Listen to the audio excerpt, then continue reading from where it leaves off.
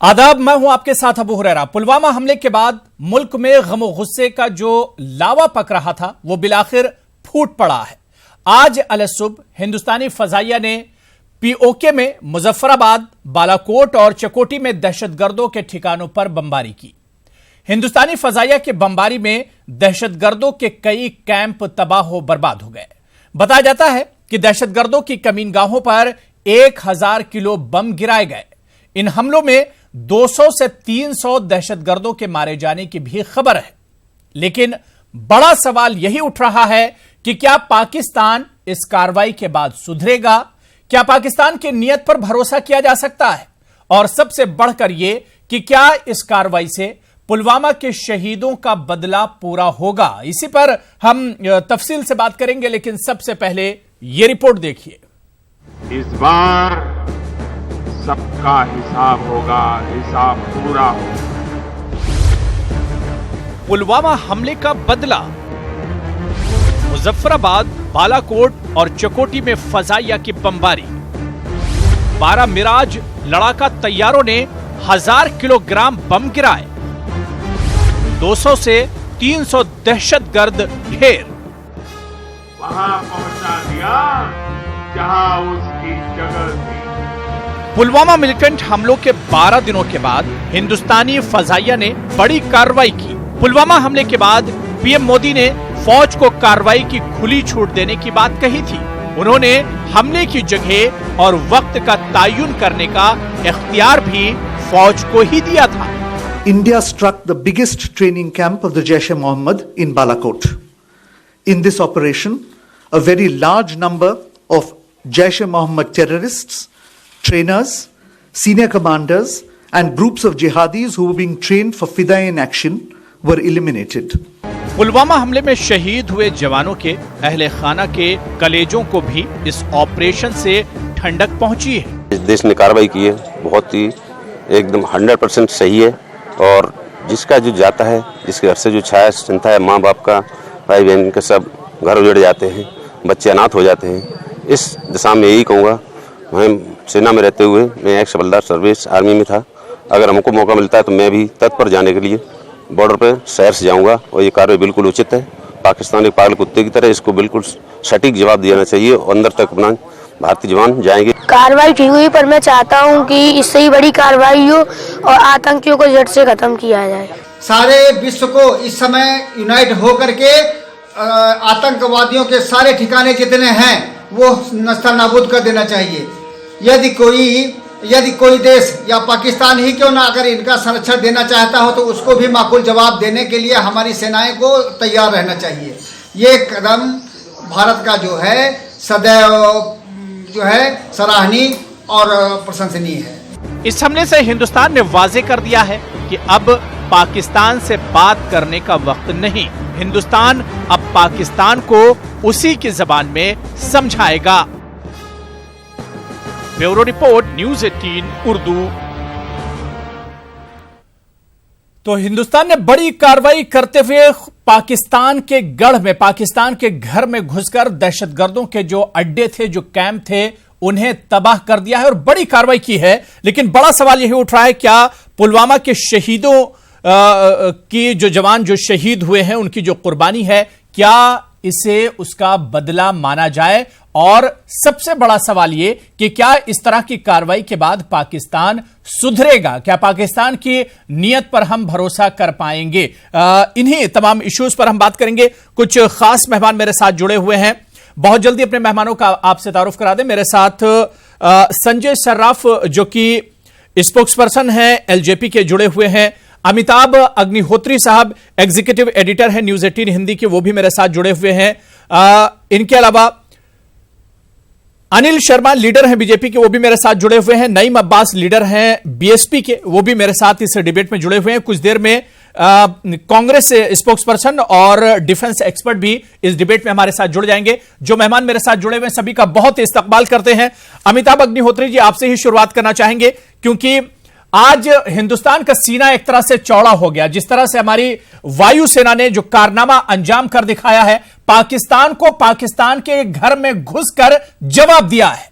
अमिताभ जी, अब इसमें 2-3 चीजें मुझे लगता है महत्वपूर्ण है, जिन पर ध्यान जाना चाहिए देश का और दुनिया का भी, जी, विश्व बिरादरी का भी ध्यान जाना चाहिए। ये एयर स्ट्राइक इसलिए भी बहुत महत्वपूर्ण है और सबसे अलहदा है क्योंकि इस बार मामला केवल पीओके तक महदूद नहीं रहा। पीओके को तो हम अपना ही हिस्सा मानते हैं, बिल्कुल। पीओके के बाहर जहां से एक्चुअल टेरिटरी ऑफ पाकिस्तान शुरू होती है वहां भी हमने घुसकर मारा है। यह पाकिस्तान के लिए बड़ा और नया सदमा है। 1971 के बाद यह पहला बड़ा झटका है उसको उस दृष्टि से। दूसरी महत्वपूर्ण बात मैं कहूंगा, पाकिस्तान हर बार यह समझता था, जब से उसने सीधी लड़ाई का रास्ता छोड़ा 2 लड़ाई हारने के बाद, या बल्कि मैं कहूं 2.5 लड़ाई हारने के बाद, 65 की लड़ाई, 71 की लड़ाई और फिर आधा युद्ध मान लीजिए कारगिल, तो उसने जो प्रॉक्सी वॉर शुरू की थी उसमें उसको लगता था हम बड़ी शरारत करेंगे और हिंदुस्तान थोड़ी झल्लाहट दिखा के चुप हो जाएगा। तो उसको शरारत करना, बदतमीजी करना, गुस्ताखी करना सस्ता सौदा लगता था। इस बार उसको पता लगा कि सौदा महंगा है, और महंगा ही नहीं, बहुत महंगा है। बिल्कुल। तीसरी जो बात मुझे लगती महत्वपूर्ण वो ये, पाकिस्तान को यह भी समझ में आ गया, उसके अब तक की जिंदगी का जो एक सफरनामा है उसमें 2 गोदियां उसके पास हैं।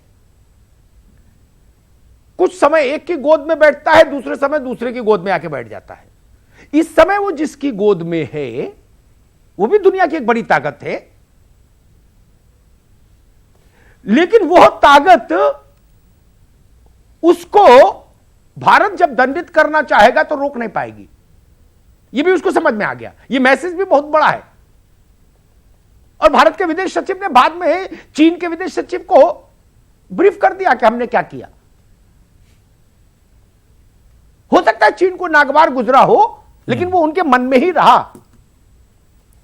और चौथी महत्वपूर्ण चीज जो मुझे लगी इस एयर स्ट्राइक में, इस पूरे उसमें, वो ये बात समझने की है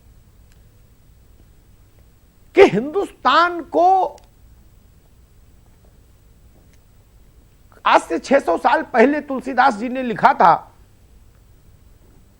कि विनय न मानत जलधि जड़, गए 3 दिन बीत, बोले राम सकोप तब, भई बिन होई न प्रीत। पाकिस्तान को लगता था कि ये तो अनुनय विनय करते रहेंगे, भाई मान जाओ, भाई मान जाओ, भाई मान जाओ। नहीं, वो दौर बीत गया। और एक जो बात आपने शुरुआत में कही थी इस बहस का आरंभ करने से पहले कि क्या पाकिस्तान सुधर जाएगा, नहीं नहीं नहीं, मेरा आकलन है वो 65 से नहीं सुधरा, वो 71 में नहीं सुधरा, कारगिल के बाद नहीं सुधरा। अब सुधर जाएगा ये भी मैं नहीं कहता, कतई कोई उम्मीद मत रखिए, लेकिन उसको इतना समझ में आ गया, आप पत्थर फेंकेंगे तो आपको पेड़ से बांधकर हम मारेंगे डंडे से। अब आप तय कर लीजिए आपको कितनी बार पत्थर फेंकना है, जितनी बार फेंकना चाहते फेंकिए, उतनी बार पेड़ से बांधकर आपको मारेंगे डंडे से। बड़ा सीधा साधा, बिल्कुल, दृष्टांत एक सेट हो गया, बिल्कुल एक एग्जाम्पल सेट हो गया।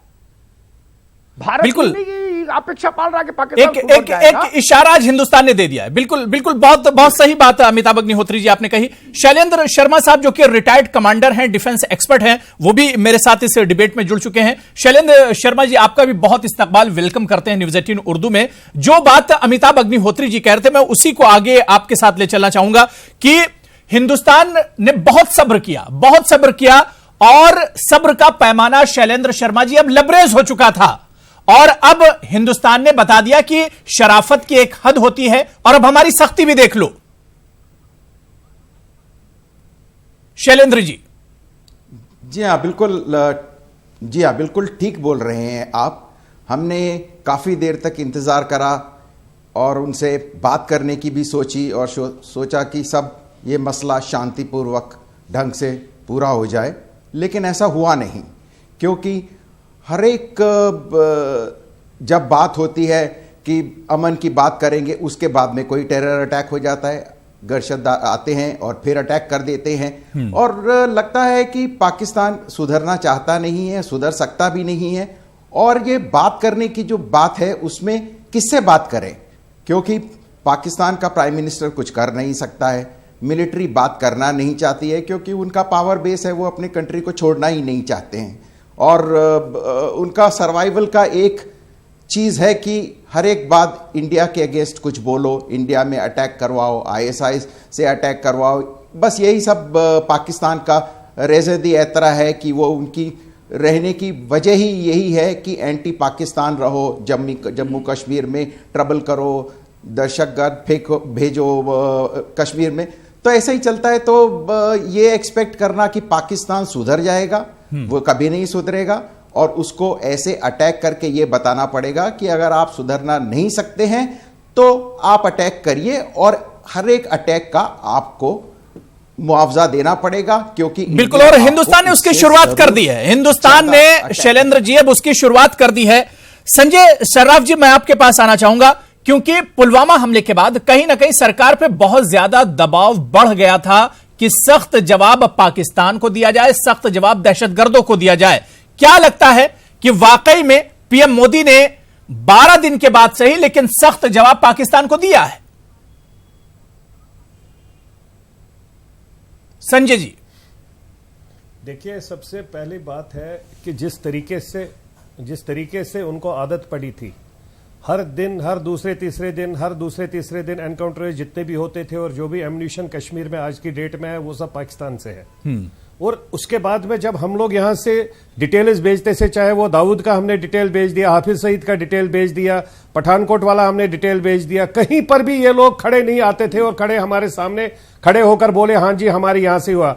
जब प्रूफ्स हमारे यहां से जाते थे तो उसको यू टर्न करके वापस बोलते थे। जैसे इमरान खान से, ऑनेस्टली मैं कह रहा हूं, इमरान खान से हमारे को बहुत ज्यादा उम्मीदें थी कि वो एक स्पोर्ट्समैन रहा है, एक क्रिकेटर रहा है, क्रिकेटर होने के साथ साथ उसका एक्सपोजर पूरे वर्ल्ड का बहुत अच्छा एक्सपोजर है, शायद वो पाकिस्तान की भलाई के लिए, पाकिस्तान की डेवलपमेंट के लिए काम करे। उसके बदले में जब उसको भी हमने इस बार बोला, हमारे 50 से 55 जवान बच्चे बेचारे मारे गए, वो वहां रोजगार के लिए जा रहे हैं, काम कर रहे हैं, देश की सेवा के लिए जा रहे हैं, और उनको जिस तरीके से इन्होंने फिदायन हमला किया, फिदायन हमले के बाद में ये बोल रहे हैं कि हमको प्रूफ भेजो। अरे फिदायन हमला आपके माध्यम से है, आपका जैश मोहम्मद खुलकर कह रहा है कि आपने ये काम किया है। जैश मोहम्मद ने जब खुलकर बोला है तो आप जाकर उसको अरेस्ट कीजिए, उसको बंद करिए, उसको हमारे हवाले कर दीजिए, हमें वहां पार जाने की जरूरत ही नहीं पड़ती।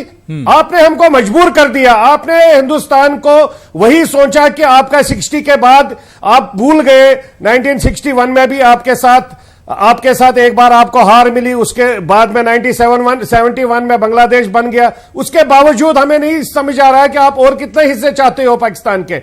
Y you are behaving like that? आप क्या प्रूव करना चाहते हैं वर्ल्ड को? आप जहां पर भी जाते हैं आप अपनी दूसरी बात बोलते हैं। आप सीधे आज की डेट में जो नया हिंदुस्तान है, नया प्रधानमंत्री है, उसका सीधा जो हमारे साथ सीधी बात करेगा, सीधे काम करेगा, सीधे तरीके से चलेगा, हम उसके साथ सीधा चलेंगे। अगर कोई टेढ़ा चलना चाहता है तो हम उससे डबल टेढ़ा है। जिस तरीके से उन्होंने हमारे साथ व्यवहार किया, जिस तरीके से हमारे फौजियों के साथ, जिस तरीके से उन्होंने सुसाइड बॉम्बिंग अटैक कर दिए, कल भी हमारा जम्मू का एक बेचारा डीएसपी मारा गया। कितने लोगों की, कितने साथियों, कितने बच्चों की हम लाशें लेकर जाएंगे और कितनी लाशें लेकर हम तमाशा देखेंगे? पूरा देश आज मुंह खोल के खुला पड़ा है, जबकि प्रधानमंत्री जी ने पिछले 4.5 में जितना काम किया वो पिछले 70 साल में काम नहीं हुआ। चाहे आप गैस कनेक्शन की बात ले लीजिए, लोगों के घरों में बिजली देने की बात कर लीजिए, हमारी बच्चियों, बहनों, बेटियों को जिनको सड़क पर टॉयलेट में जाना पड़ता था उनको टॉयलेट प्रोवाइड करने की बात कर लीजिए, या उसके बगैर में मुद्रा योजना की बात कर लीजिए। जितनी हमने योजनाएं दी उनको इंप्लीमेंट करवाया, या मेडिकल फैसिलिटीज दे दी, 5-5 लाख रुपए का हमने मेडिकल भारत मिशन की ओर चला गया। बावजूद हमारे दिमाग में यही बिल्कुल। संजय जी जो बात अमिताभ अग्निहोत्री जी कह रहे हैं, मेरे ख्याल से सरकार के 4 साल की हुसूलियाबियां, सरकार ने 4.5 साल में क्या किया है, संजय जी मेरे ख्याल से उसे गिनाने का आज दिन नहीं है। बहुत सही अमिताभ अग्निहोत्री जी कह रहे हैं कि 4.5 साल में सरकार ने क्या किया है आज उसे गिनाने की जरूरत नहीं है। आज हमारे जवानों ने क्या किया है उस पर फख्र करने का दिन है। जवानों की तारीफ जो मोदी जी के नेतृत्व में जो हम काम कर रहे हैं, हमने उसके ये भी तो काम ही है। क्या ये काम नहीं दिख रहा है मेरे अपोजिशन वालों को? ठीक है भाई, जो हमने किया है वो तो बोलेंगे। नहीं बिल्कुल चुनाव की रैली में भी कुछ बोलोगे कि सब यही बोलोगे भाई? मिडिल क्लास के लिए काम किया, ठीक है। और उसके बाद में जो नेबर हमारे साथ ठीक नहीं रहा उसमें भी हमने काम किया। इनको ये काम नहीं दिख रहा है, इनको वो काम नहीं दिख रहा है। लेकिन संजय सर्राफ जी आज वो काम गिनाने का वक्त नहीं है। अभी तक संजय सर्राफ आज वो तमाम काम गिनाने का वक्त नहीं है। 4.5 साल का अगर आपसे हिसाब लिया जाएगा तो आप उठकर चले जाएंगे। संजय सर्राफ 4.5 साल का हिसाब लिया जाएगा तो आप छोड़कर चले जाएंगे स्टूडियो। ये बहस डिटेल हो रही है, ये हमने इसलिए बहस क्यों नहीं रखी कि 4.5 साल में क्या हुआ इस पर चर्चा करेंगे आज। बिल्कुल हमने बहस इसलिए रखी आज 3:15 बजे रात में क्या हुआ था। बिल्कुल नहीं ये 4.5 साल 14 साल 65 साल 70 साल वो सब देश को पता ये है। बाद की बातें हैं। हर वक्त सियासत हर वक्त सियासत हर वक्त बहस करेंगे, भाई सब बोला जाएगा। बंद करो ये सियासत। क्या क्या किया और क्या करने की नहीं। फिर अमिताभ अग्निहोत्री जी फिर तो जो काम संजय सर्राफ कर रहे हैं, जो अपोजिशन इस पर जिस तरह से उंगली उठा रहा है फिर उस पर शक होता है। अपोजिशन यही कहता है कि ये जो तमाम इश्यूज हैं क्या इसे 2019 में मुद्दा नहीं बनाएगी सरकार? क्या बीजेपी और एनडीए से मुद्दा नहीं बनाएगी? संजय सर्राफ जी मेरे ख्याल से आज इसका मौका नहीं है। मैं नईम अब्बास जी आपके पास आना चाहूंगा। नईम अब्बास जी, इससे पहले मेरे साथ पल्लवी शर्मा जो कि स्पोक्स पर्सन है कांग्रेस की, वो भी मेरे साथ जुड़ गई हैं। पल्लवी शर्मा आपका भी मैं बहुत वेलकम करता हूं। नईम अब्बास जी आपके पास आना चाहूंगा। आज चूरू में पीएम मोदी ने अपनी स्पीच की, हालांकि मुझे 14 फरवरी का भी याद है कि जिस दिन बड़ा हमला हुआ था, हमारे कई जवान मारे गए थे, शहीद हुए थे, उस दिन भी बीजेपी ने अपनी कई रैलियां और कई प्रोग्राम किए थे। और आज जब इतना बड़ा दिन है, आज भी पीएम मोदी ने अपनी रैली चूरू की नहीं छोड़ी। अबू भाई यही तो अफसोस की बात है कि ये आज भी आर्मी को सलाम करने के बजाय, आर्मी का मनोबल बढ़ाने के बजाय, आर्मी का सलूट करने के बजाय ये टॉयलेट की बात कर रहे हैं, राजनीति की बात कर रहे हैं। समझ में नहीं आता कि जो काम आर्मी करती है हम आर्मी को सलूट करना चाहिए। आज हमारा फक्र से सीना चौड़ा होता है कि आज हमारे अरे भैया सुन लीजिए देखिए, मैं तो राजनीति नहीं कर रहा हूं लेकिन ये राजनीति कर रहे हैं। अरे भैया ये भी गिनवाइए, फिर सुनिए अबू भाई इनसे बात करिए, इन्हें ये भी गिनवाइए। उरी हमला भी इन्हीं के टाइम में हुआ है, ये भी इसका भी श्रेय इनको लेना चाहिए नहीं लेना चाहिए? संजय सर्राफ जी, मणिपुर हमला इन्हीं के टाइम में हुआ है, ये क्यों नहीं भूल जाते हैं इस चीज को लेने? नहीं तो आज बहुत बड़ा दिन है, आज बहुत बड़ा दिन है। एक मिनट रुकिए, ठीक है संजय सर्राफ खामोश हो जाइए। संजय सर्राफ में एक अमिताभ अग्निहोत्री जी कुछ कह रहे हैं जी, तब तो मैं बहस में रहूंगा, अन्यथा मुझे क्षमा करिए भाई। संजय सर्राफ सबका माइक बंद करिए, एक बार में एक व्यक्ति बोले, बिल्कुल ये नहीं चलेगा ना। मैं ऐसी बहस में प्रतिभाग नहीं कर सकता जिसमें सब लोग एक साथ बोले। नहीं बिल्कुल, क्योंकि आज बहुत इंपॉर्टेंट दिन है। जितने पैनल से मैं खुद चाहूंगा कि आज किसी तरह की तूतू मैं ना हो। और मैं संजय सर्राफ आपको भी बता दूं, आप न्यूज 18 उर्दू पर है, इंटरनेशनल चैनल है, पाकिस्तान में देखा जाता है। अगर आज हम यहां पर लड़ेंगे इस स्ट्राइक को लेकर, क्या मैसेज जाएगा इस स्क्रीन से, इस टीवी चैनल से क्या मैसेज जाएगा पाकिस्तान को कि हम आपस में लड़ रहे हैं? आप 4.5 साल की हुसूलियत गिनवाएंगे। अगर इंडियन आर्मी को पहले से ही फ्री हैंड मिल जाता तो जो हम बात करते थे एक के बदले 10 सर लाने की, तो ये पहले से शुरू हो जाता। तो आज तक जितने भी अटैक करे हैं पाकिस्तान ने, उनका चुन चुन के हम बदला ले चुके होते। बहुत बाद में दिया गया ये फ्री हैंड इंडियन आर्मी को, बहुत पहले से दे देना चाहिए था। और आज भी अगर दिया तो इंडियन आर्मी ने ये साबित करके बता दिया कि हम सक्षम हैं कि पाकिस्तान को उसके घर में घुस के मार सकते हैं हम, बिल्कुल। तो ये बहुत पहले से कर देना चाहिए था। वो फ्री हैंड मिला, आज हमें बिल्कुल गर्व महसूस हो रहा है कि हमारे जवानों का बदला मिल रहा है हमें, और हम कोशिश कर रहे हैं कि इसी तरीके से हमें इनसे बदला लेना चाहिए। और जितने भी जैश के आतंकी है इनको घर घर में घुस के मार देना चाहिए। आज हमें जो है इस तरीके के वो नहीं करने चाहिए कि बैठ के ये हमें जो है राजनीति सिखा रहे हैं कि हमने ये कर दिया, हमने वो कर दिया। ये भी बताइए ठीक है, ये नहीं गलत अब्बास बात हो आपकी रही बात है। मेरे हिसाब से पूरी हो गई। मैं पल्लवी शर्मा के पास जाऊंगा और इधर काफी देर से अनिल शर्मा भी वेट कर रहे हैं। पल्लवी शर्मा जी मैं संजय जी आपके पास आऊंगा थोड़ा सा धैर्य रखिए, थोड़ा सा सुन लीजिए, सबकी बारी आने दीजिए। संजय सर्राफ जी मैं आ रहा हूं आपके पास। पल्लवी शर्मा जी, आज जब ये एयर स्ट्राइक हुआ तो सबसे पहले ट्वीट राहुल गांधी ने किया, उन्होंने खुशी जाहिर की, उन्होंने हमारे जो एयरफोर्स है उसके ऊपर फख्र किया राहुल गांधी ने।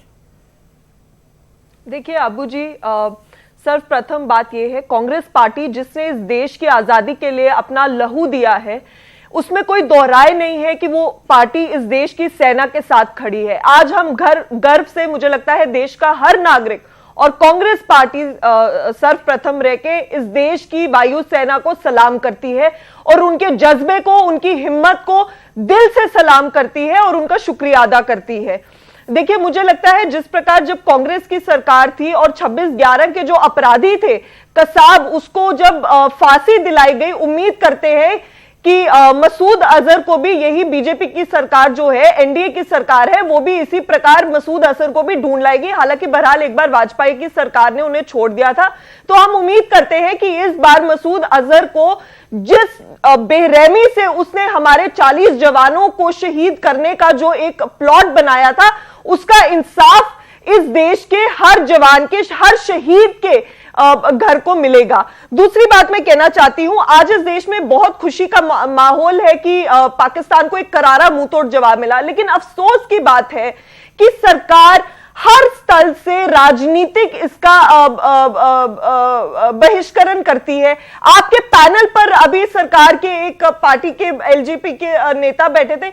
बात यहां पे वायु सेना की बहादुरी की हो रही है, बात यहां आज हमारे सेना की है, बात उन 40 शहीदों को इंसाफ देने की है, बात आज पाकिस्तान को करारा मुंह तोड़ तमाचा पड़ने की है, और आज ये बात कर रहे हैं कि मोदी जी ने किस प्रकार इस देश में टॉयलेट बनाए। तो ये इस सरकार का, मुझे लगता है इससे ज्यादा शर्मनाक बात कोई नहीं हो सकती। आज जब हम गर्व से सीना तान कर अपनी सेना को सलाम दे रहे हैं, ये मोदी जी के गुणगान कर रहे हैं। इनके लिए मोदी जी की भक्ति से बढ़कर कुछ नहीं है। खुले दिल से, खुले साबित दिमाग से होता है सलाम कि कर इनके रहे लिए हैं, देश सलाम कर रहे हैं नहीं सेना है, को, इनके लिए राजनीति जिनकी वजह से आज हम और आप यहाँ पर बैठे हैं। अबू जी, ये बहुत शर्म की बात है आज। ठीक है पल्लवी जी, मैं अनिल शर्मा, मैं संजय सर्राफ आपके पास भी आऊंगा, आपका रिएक्शन भी लूंगा, लेकिन उससे पहले अनिल शर्मा के पास मुझे जाना पड़ेगा। अनिल शर्मा जी, नेता है, अनिल शर्मा जी जाकर बोले थे कि आप हमारे को यहाँ से हटाइए, इनको हटाइए, हमें बचाइए। संजय सर्राफ, संजय सर्राफ मैं आपके पास आऊंगा। संजय सर्राफ जी, संजय सर्राफ जी मैं आपके पास आऊंगा। अनिल शर्मा जी, हम डूबे नहीं, जिस तरह से आज पाकिस्तान को मुंहतोड़ जवाब दिया गया है, सवाल यही उठ रहा है कि क्या पठानकोट के वक्त इस तरह का फ्री हैंड आर्मी को नहीं दिया जा सकता था? पठानकोट के वक्त अगर इस तरह की कार्रवाई हमने की होती तो हमें उड़ी और पुलवामा देखने को नहीं मिलता। अनिल शर्मा जी, दिया गया है, हमारे पास कांग्रेस की पुरानी इतनी मेहरबानियां थी कि हमारे पास एम्यूनिशन नहीं था, हमारे पास आर्मी के पास फैसिलिटीज नहीं थी। हम लोगों ने इन 4.5 सालों में 3-3.5 साल हमें एम्यूनिशन लाने में लगे। अबू भाई सुन लीजिए, अबू भाई सुन लीजिए, ये कितनी बड़ी बात कर रहे हैं, झूठ बोल रहे हैं आज भी टीवी पे बैठ के, टीवी पे बैठ के झूठ बोल रहे हैं। संजय सर्राफ, अरे 12 अटैक हो चुके हैं इनकी राज में, ऑडियो डाउन कर 12 अटैक करवा चुके हैं ये। संजय जी का ऑडियो डाउन कर दिया। अनिल शर्मा जी, आपको मेरी आवाज आ रही है? नहीं, अब्बास मैं आप तक भी आऊंगा। अनिल शर्मा, आपको मेरी आवाज आ रही है? अनिल शर्मा, मुझे सुन पा रहे हैं आप? बोलिए जी। अनिल शर्मा जी, मेरा सवाल यह था कि अपोजिशन बार बार यही कहता रहा कि पठानकोट के बाद अगर इस तरह का सख्त कदम सरकार ने उठाया होता तो उड़ी और पुलवामा हमें देखने को नहीं मिलता।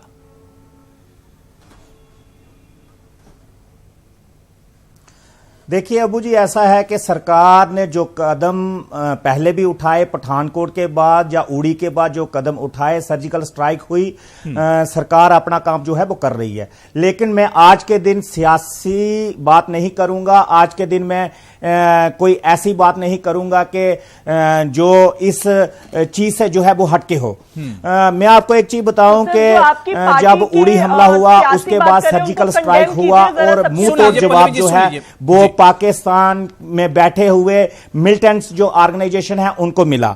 उसके बाद आज जो एक एयरफोर्स के द्वारा जो अटैक जो पाकिस्तान के ऊपर जो किया गया है, जो पीओजेके के ऊपर जो किया है, जो कि हमारा ही वो इलाका है, वो जो एरिया है वो सारे का सारा एरिया जो है वो हमारा एरिया है। हमने आज अटैक जो किया है, जो मिलिटेंट ऑर्गेनाइजेशन है जैशे मोहम्मद का जो कैंप था उसके ऊपर आज अटैक किया।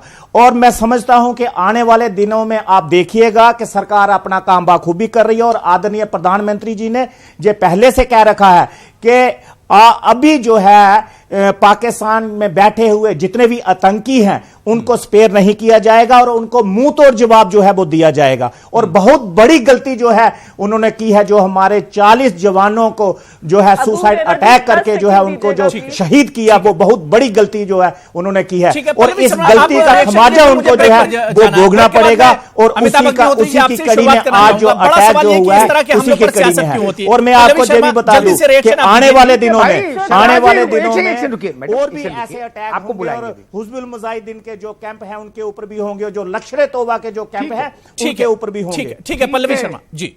ठीक जी, मैं सिर्फ इतना कह रही थी, देखिए कितना दुर्भाग्यपूर्ण है ये कि अभी भी भाजपा के जो प्रवक्ता है मोदी कर रहे हैं। आज आप श्रेय नहीं ले सकते, आज का श्रेय इस देश की सेना का है, इस देश की वायु सेना को आज सारा श्रेय मिलना चाहिए। हम शत नमन करते हैं इस देश की वायु सेना को। आप आज मोदी जी का गुणगान मत ठीक है पल्लवी जी, बात समझ में आ गई। पल्लवी जी अनिल शर्मा सीना जो है वो आप नहीं दिखाते। अमिताभ अग्निहोत्री जी ये चीज दर्शाई है। आप मोदी जी का नाम अनिल जी बात पूरी हो गई, अनिल जी बात पूरी हो गई, प्रधानमंत्री हैं। अरे भाई प्रधानमंत्री अनिल शर्मा जी ऐसे विद्वान जोड़े हैं जहां चर्चा मुश्किल है। आज के दिन जो सियासत होती है, क्या वाकई में इसका फायदा पाकिस्तान नहीं उठाता होगा? जब इस तरह के वाकयात होते हैं हमारे मुल्क में सियासत होने लगती है। ठीक एक मिनट सियासतदानों को बुलाइएगा, वो सियासत ही करेंगे, भजन थोड़ी ना करेंगे। वो सोते सियासत में, जगते सियासत में है, ओढ़ते सियासत है, बिछाते सियासत है। तो सत्यनारायण की कथा कहेंगे क्या? एक दो तीन बातें मैं इतिहास के संदर्भ में रख दूं जिनसे बहस में सब लोगों को थोड़ा थोड़ा समझ जरूर मिलेगी। पहली बात तो ये कि इस देश की आजादी के लिए कांग्रेस ने लहू दिया, ये वक्तव्य ठीक नहीं। वो जो कांग्रेस थी वो एक मंच था, भारत भर के अंग्रेजों के जो विरुद्ध लोग थे शांतिपूर्ण ढंग से, लेकिन हिंसक आंदोलन नहीं चलाना चाहते। मैडम एक मिनट कृपा करिए, मैं थोड़ा अपने अवसर पर बोलिएगा। मैं हाथ उठा रही हूं, इरिटेट क्यों? ठीक है, वो एक मंच था जिसमें तमाम विचारधाराओं के लोग शामिल थे। उसमें श्यामा प्रसाद मुखर्जी भी थे, उसमें अंबेडकर साहब भी थे, बहुत सारे लोग थे। वो आज की इंडियन नेशनल कांग्रेस नहीं थी। एक दूसरी चीज मैं ये कहूं, जब कोई ये कहता है कि श्रेय पॉलिटिकल लीडरशिप को नहीं जाना चाहिए, तो भी वो इतिहास के साथ अन्याय करता है। चाइना वॉर हुआ, अपयश जवाहरलाल जी को मिला। जवाहरलाल बॉर्डर पे तो नहीं गए थे लड़ने, लेकिन अपयश जवाहरलाल जी के खाते आया। 71 में भारत ने पाकिस्तान का विभाजन किया, यश इंदिरा जी के खाते आया। सदन में इंदिरा जी को दुर्गा का अवतार कहा इसी भारत ने। पॉलिटिकल लीडरशिप के साथ क्रेडिट जुड़ता है भाई। ये भारत डेमोक्रेटिक देश है, इसमें निर्णय तो सरकार ही लेती है ना, सेना अमल करती है। किसी प्रदेश में दंगा हो जाता है, अपयश मुख्यमंत्री के सर आता है। दंगा अच्छे से रुक जाए, यश मुख्यमंत्री के सर आता है। ये स्टेब्लिश्ड सिद्धांत है भारत में, क्या दुनिया में। तो इसमें ये कहने में क्या समस्या है कि वेल डन मोदी, कोई दिक्कत नहीं होनी चाहिए। ये पिक एंड चूज की राजनीति ही भारत को कमजोर करती है। 71 में इंदिरा जी की जय जय होनी चाहिए थी, इस बार मोदी जी की भी पीठ ठोकी जानी चाहिए। और जो भारत के लिए ऐसा करे उसकी पीठ ठोकी जानी चाहिए, कोई हो वो। बिल्कुल, इसमें क्या बिल्कुल, दिक्कत है? इसी चर्चा को हम आगे रख। अमिताभ अग्निहोत्री जी ने कहा था कि अगर इस तरह की कार्रवाई होती है तो जाहिर सी बात है कि उसका सेहरा जो मौजूदा सरकार है कम से कम उसे जाना चाहिए। पल्लवी शर्मा, आप इस पर कुछ रिएक्शन देना चाह रही थी। अबू जी, कुछ स्वतंत्र सेनानी रहे जो देश की आजादी में जिन्होंने प्रमुख भूमिका निभाई। बिपिन चंद्र पाल जी, लाला लाजपत राय जी, जवाहरलाल नेहरू जी, मोतीलाल नेहरू जी, बसंती दास जी, दादा भाई नारोजी जी। जहां तक मुझे याद है और मुझे लगता है आज अगर एक चौथी कक्षा का बच्चा भी अपनी इतिहास की पुस्तक खोलेगा तो उसे पता चलेगा कि इन सबका देश की आजादी में कितना बड़ा योगदान रहा है और इन्होंने देश की आजादी के लिए लहू दिया है या नहीं। और ये सब कांग्रेस पार्टी के नेता हैं। अब मेरे पहले अमिताभ जी बोल रहे थे कि कांग्रेस पार्टी को देश की आजादी का श्रेय देना गलत है, लेकिन आज मोदी जी को इसका श्रेय जो हमारी वायुसेना ने जो गर्व हमें आज महसूस कराया है उसका श्रेय मोदी जी को देना चाहिए। तो मैं समझती हूं ऐसे दोगले बयान नहीं करने चाहिए, पहली बात। दूसरी बात अबू जी, आज कांग्रेस पार्टी सिर्फ इतना बोल रही है पल्लवी कि शर्मा आज जी, देखिए अमिताभ अग्निहोत्री जी को आप शायद जानती नहीं है। अमिताभ अग्निहोत्री जी को आप शायद नहीं जानती हैं। वो किसी सियासी पार्टी से नहीं आते, वो किसी सियासी पार्टी से नहीं आते। हमारे एग्जीक्यूटिव एडिटर हैं। सियासी इल्जाम भी नहीं लगाया। मैं आपकी बात मैंने का उन उत्तर पे दूंगा। कोई सियासी मैं आपकी इल्जाम बात का नहीं उत्तर लगाया दूंगा अबू जी। और आपको 20 नाम गिनाऊंगा इतिहास के कि वो कांग्रेस में नहीं थे, फिर आजादी की लड़ाई लड़ रहे थे। ज्यादा तकलीफ आपको हो रही थी जब कोई बीच में बोल रहा था, इसलिए मैं उम्मीद करती हूँ आप बीच में नहीं बोले। अबू जी, आप तोड़ मरोड़ मत कीजिए। मैंने उन पे कोई सियासी इल्जाम नहीं लगाया। उन्होंने एक बयान दिया कि कांग्रेस पार्टी को देश की आजादी के लिए कहना कि कांग्रेस पार्टी ने देश की आजादी के लिए लहू दिया है गलत है। मैंने बस उस पे उनको ठीक किया। वो कह रहे हैं कि कांग्रेस पार्टी के अलावा और भी स्वतंत्र सेनानी थे, मैं मानती हूँ, लेकिन उन स्वतंत्र सेनानियों के साथ कदम से कदम मिलाकर जवाहरलाल नेहरू जी और कांग्रेस पार्टी के अन्य नेता आजादी की लड़ाई में चले। एक टिप्पणी दूसरी बात, अगर आज बात हो गई हम इतना बोल रहे हैं, अबू जी प्लीज 10 सेकंड दीजिए, मैं किसी के बीच में नहीं बोलती हूँ, उम्मीद करती हूँ 10 सेकंड। ठीक है, जल्दी से बात पूरी कर लें, मेरे पास भी टाइम कम है। 10 सेकंड। दूसरी बात, हम सिर्फ इतना बोल रही है आज कांग्रेस पार्टी की देश की वायुसेना ने जो आज हिम्मत दिखाई, जो जज्बा दिखाया और देश को जो आज गर्वित महसूस कराया है, क्या उसके लिए मोदी सरकार को श्रेय दे या आज हम देश की वायुसेना को शत शत नमन करें? आप इसका जवाब अबू हरेरा, जी, दो बातें महत्वपूर्ण कही कांग्रेस की प्रवक्ता ने। पहले तो मैंने जो टिप्पणी की थी उसको उन्होंने ट्विस्ट कर दिया। मैंने कहा भारत के स्वतंत्रता संग्राम का एकमात्र श्रेय कांग्रेस को नहीं दिया जा सकता। उसमें आचार्य नरेंद्र देव थे, उसमें जेबी कृपलानी थे, उसमें जयप्रकाश थे, उसमें लोहिया थे, उसमें सुभाष बाबू थे जो बाद में अलग हो गए उनकी विचारधारा से, उसमें अंबेडकर थे, उसमें श्यामा प्रसाद मुखर्जी थे, पूरा भारत था। एक तो इतिहास समझना चाहिए। और दूसरी बात मैं कहूं, क्या मेरे लिए मोदी जी भी वैसे, इंदिरा गांधी भी वैसी, राहुल गांधी भी वैसे और नितिन गडकरी साहब भी वैसे? मुझे तो चुनाव लड़ना नहीं, जिनको चुनाव लड़ना वो भक्ति तलाशे। 71 का श्रेय इंदिरा गांधी को हम देते हैं कि नहीं देते? इंदिरा जी गई थी बॉर्डर पर? नहीं। इंदिरा जी लड़ी थी युद्ध? नहीं। भारत की सेना लड़ी। 65 का श्रेय शास्त्री जी को मिलता है कि नहीं मिलता? कारगिल में विजय का श्रेय वाजपेयी की सिर जाता है कि नहीं? इतिहास के साथ मनमाफिक छेड़छाड़ मुमकिन नहीं होती, यह ध्यान रखना चाहिए राजनीतिक दलों को। इतिहास वो चीज नहीं है, ना इलास्टिक नहीं है कि आप अपने मनमाफिक मोड़ के ले जाएंगे और उसकी व्याख्या कर लेंगे। इतिहास निष्ठुर होता है। क्या कांग्रेस ने 71 में इंदिरा गांधी की सफलता का श्रेय चुनावों में नहीं बुनाया? 71 में चुनाव किस मुद्दे पर हुआ था? कांग्रेस पार्टी गई थी चुनाव लड़ने या भाजपा गई थी वहां? अभी जाहिर सी बात है कि इस तरह के मौकों पर सियासत नहीं होनी चाहिए। इस तरह के मौकों पर सियासत नहीं होनी चाहिए। हमें यूनाइट होने की जरूरत होती है और उस तरह सियासत होती है। पूरा मामला एक तरफ रखा रह जाता है और हमारी सियासत शुरू हो जाती है। मैं शैलेंद्र शर्मा जी आपके पास आना चाहूंगा। आप लोगों ने मुल्क के लिए बहुत कुर्बानियां दी हैं। शैलेंद्र शर्मा जी, एक तरफ आप लोग बॉर्डर पर लड़ रहे होते हैं, दुश्मन का सामना होता है आपसे और मुल्क के अंदर सियासत हो रही होती है, कैसा लगता है आप लोगों को? मैं यही बताना चाहता था कि यहाँ पे ये वार्तालाप हो रहा था कि जो इंडियन एयरफोर्स ने आज अटैक करा है उसके लिए, लेकिन मेरे को यहाँ तो सिर्फ सब लोग सियासत की बात करते हुए दिखाई देते हैं। कोई दूसरी पार्टी के लिए कुछ बोलता है, कोई अपनी पार्टी के लिए कुछ बोलता है, लेकिन कोई इंडियन एयरफोर्स की या इंडियन आर्म्ड फोर्सेस की कोई बात ही नहीं कर रहा है।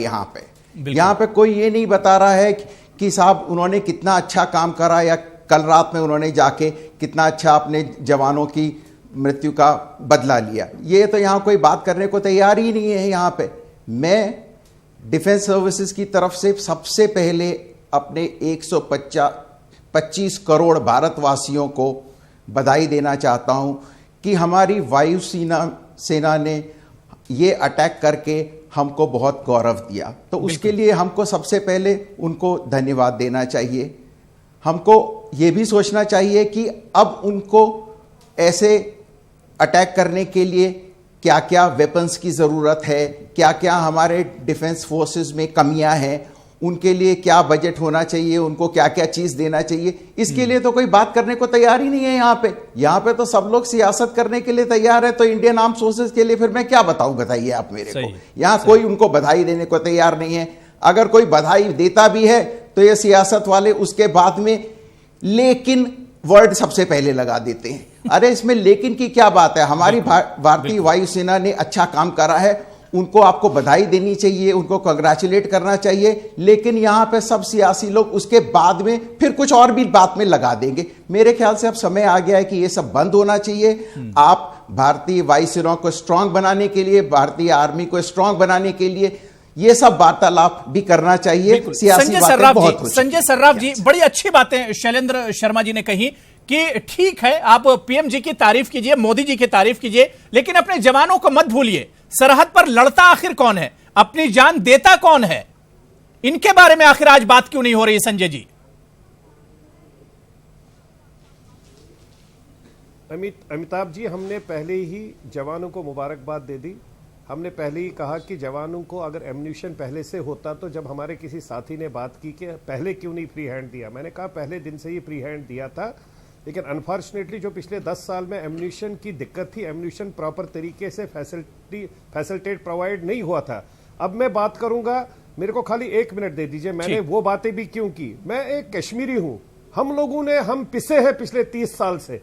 हम जम्मू कश्मीर के लोग, इन पर्टिकुलर कश्मीर वैली में जो हालात हमारी हो चुकी है, आज हम इसलिए वायुसेना को भी मुबारकबाद देते हैं, मोदी जी को भी मुबारकबाद देते हैं कि 30 साल में कोई ऐसा प्रधानमंत्री खड़ा हो गया जो राजीव फारूक अकॉर्ड की वजह से जम्मू कश्मीर में मिलिटेंसी क्रिएट हो गई, उस मिलिटेंसी को आज चोट देने के लिए उस पार खड़ा हो गया, जिससे हमारे बच्चे, जवान बच्चे, चाहे वो कश्मीर में है या कश्मीर के बाहर है, जो सफर कर रहे हैं। इसलिए मैंने वो बात भावुक होकर संजय सर्राफ जी, अगर कश्मीर में मिलिटेंसी बढ़ी है पिछले 5 सालों में, तो इसके लिए भी तो सेंटर जिम्मेदार होगा ना। फेस किया, तब हमने ये जम्मू कश्मीर में पीडीपी के साथ सरकार किसकी थी संजय सर्राफ जी? नहीं, सेंटर तो जिम्मेदार था। हम तो कह रहे हैं राजीव फारूक अकॉर्ड जब कश्मीर में 86-87 में हो गया, वही तो क्रिएशन ऑफ मिलिटेंसी थी। पाकिस्तान को मौका मिल गया, वो लोग हमारे यहां पर घुस गए। उस टाइम राजीव गांधी जी चाहते थे डॉक्टर फारूक साहब को सामने बिठाना, उसको बिठाने के चक्कर में हमारे जम्मू कश्मीर को जला दिया, आग लगा दी। उससे पहले राजीव जी ने पंजाब में जैसा हाल कर दिया, इंदिरा जी ने पहले हाल कर बिंद्रावाल और लोंगवाल को करके। आज तो ये, अब हम ये बातें नहीं करना चाहते, लेकिन जो देश में हम सब लोगों के यहां पर जो मिलिटेंसी क्रिएट हो गई, पाकिस्तान को बढ़ावा दिया गया, उसमें भी हमारे देश और कांग्रेसियों की सियासत थी।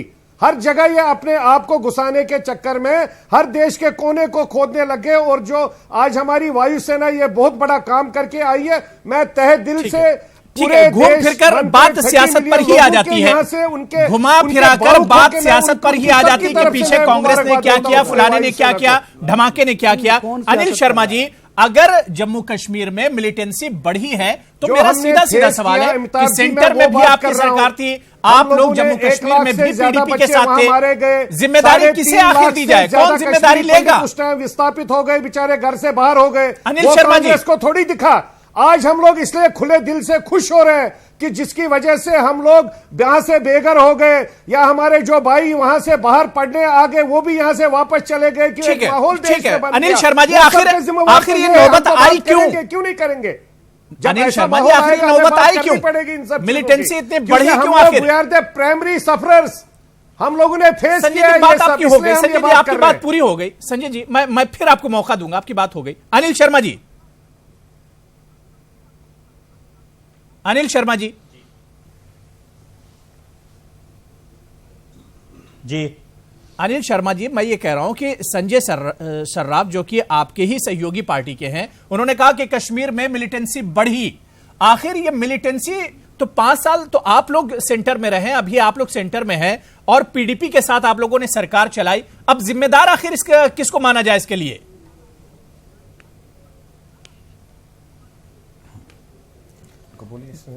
देखिए, मैं आपको एक चीज बताऊं कि जो रियासत के अंदर जो मिलिटेंसी है वो पिछले 30 साल से मिलिटेंसी जो है वो चल रही है। वो आज की मिलिटेंसी नहीं है रियासत में, 30 साल से। और जब केंद्र में हमारी सरकार बनी, मोदी जी के नेतृत्व में हमारी सरकार बनी, तो हमें जब विरासत में मिली, और उसके बाद जब रियासत के अंदर आप कह रहे हैं, रियासत के अंदर जहां भारतीय जनता पार्टी और पीडीपी का अलायंस हुआ, उसका मैं आपको कह दूं, जो लोगों का वर्डिक्ट था, जो लोगों का मैंडेट था, उस मैंडेट को जो है उसकी कदर करते हुए हमें उनके साथ सरकार बनानी पड़ी। वरना हमें उनके साथ सरकार बनाने की कोई जरूरत नहीं थी। लेकिन मैं आपको कह दूं कि हमें वो चीजें जो चीजें हैं, ये मिलिटेंसी जो है भारतीय जनता पार्टी को विरासत में मिली, मुझे कांग्रेस ने दी। यही सियासत है। और सियासत बार बार आप ये कह रहे हैं, अमिताभ जी बैठे हैं और भी बैठे हैं कि विपक्ष का कोई आदमी सियासत नहीं कर रहा है। सियासत करने वाले भी यही लोग हैं और कोई लोग नहीं है। इसमें सियासत नहीं है, इसमें सियासत कोई नहीं है, जो हकीकत है वो करते हैं। आप नहीं समझते जम्मू कश्मीर के हालात, आप बाहर जाके नहीं समझ सकते। जो ताली कप्तान को तो गाली भी कप्तान को, जम्मू की मिलिटेंसी का चोट कश्मीर, और जो चीजें हम लोगों ने फेस की है, जब वो चीजें आपको बता रहे हैं, चीजें दिखानी थी, अपनी चीजें बतानी थी, अपनी सारी उम्मीदों पे खड़ा उतरना था। आपकी बात नहीं, गलत हो रहा है। ये लोग सियासत कर रहे हैं तो कम से कम सियासत मत कीजिए। नहीं मब्बाजी, हम थोड़ा कर रहे हैं। जी ने आज ट्वीट किया, एयर स्ट्राइक के बाद मायावती जी का ट्वीट आता है और उन्होंने सीधे सीधे इस एयर स्ट्राइक पर खुशी जाहिर की, लेकिन सीधे सीधे कहा कि सरकार ने बहुत देर कर दी, पठानकोट के वक्त ही इस तरह का कदम उठाना चाहिए था। बिल्कुल, हम भी यही कह रहे हैं कि बिल्कुल उठाना चाहिए था।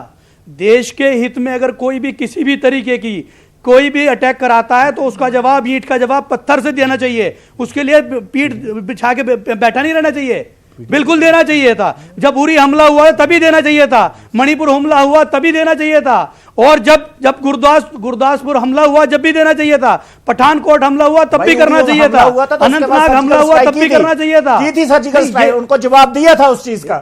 देखिए वो सर्जिकल स्ट्राइक हुई उरी हमले के बाद हुई है, लेकिन 12 हमले हो चुके हैं उसके बाद, 12 हमले हुए हैं। तो ताली कप्तान को तो ताली भी कप्तान को, ये भी सोचिए ना, ये क्यों नहीं कर रहे हैं। चलता था हमारे यहाँ पर, किसका रिमोट कंट्रोल चलता है? रिमोट कंट्रोल भी उन्हीं के। अरे भैया, 5 साल में मेरे ख्याल से इस वक्त किसने मना किया? मेरे ख्याल से अगर सारी पार्टियों ने समर्थन दिया, सारी पार्टियों ने समर्थन दिया, सरकार के काम पर सवाल नहीं उठाता, सरकार के साथ खड़ा होता, कोई तो शायद सरकार के लिए और आसानी होती, आगे की हिकमतें अमली बनाने के लिए सरकार के लिए और आसानियां होती अगर अपोजिशन सरकार के साथ खड़ा होता।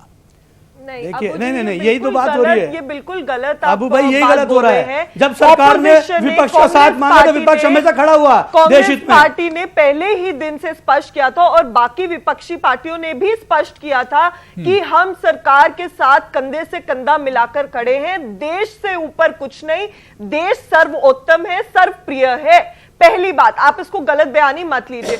दूसरी बात, 7 दिन का मौन रखने के बाद जब यह बात सामने आई कि जब हमारे देश के जवान शहीद हो रहे थे, प्रधानमंत्री जी फोटोशूट में बिजी थे, तब कांग्रेस पार्टी ने सरकार पर सवाल उठाए। और मैं मानती हूं और देश के हर नागरिक को यह मानना चाहिए कि वो सवाल बिल्कुल उचित थे।